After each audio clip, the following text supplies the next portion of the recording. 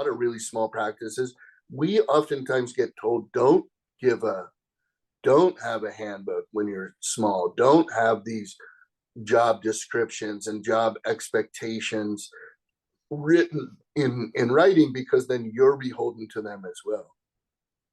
I think that's wrong advice. I think that, like in any relationship, if we could have our expectations written down, it would make the relationship better. Like personal relationships, professional relationships. I'm not saying like, people who are married need to have a contract, but I'm saying that, when you're hiring someone, they need to know what their job is, like, and what the standards are that you're going to hold them to, whether you only have one employee or 100. If they don't, then it's like, what is it going to be based on? What you say today and what you say a month from now, they may be different. So I think people need to know what's expected of them. At the same time, they need to know what you're going to provide for them too. But there's a way to write job descriptions where you're not really you're not promising anything. You're just saying what you expect them to do.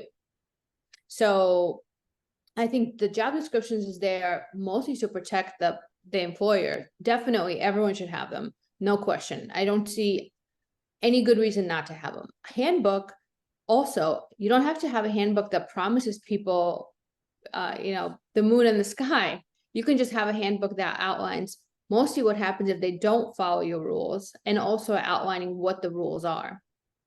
A lot of times clients call us and they say, well, this person, they've been coming in late, and that's causing a lot of disruption, and I want to fire them. And we say, okay, well, do you have a policy that talks about tardiness and what you can do? And they say no. So in this case, it would be super helpful to have a handbook that outlines what is lateness, what your expectations are with respect to tardiness, and then what happens if someone is late. So I do think every practice, no matter the size, if you have one employee, you should have a handbook.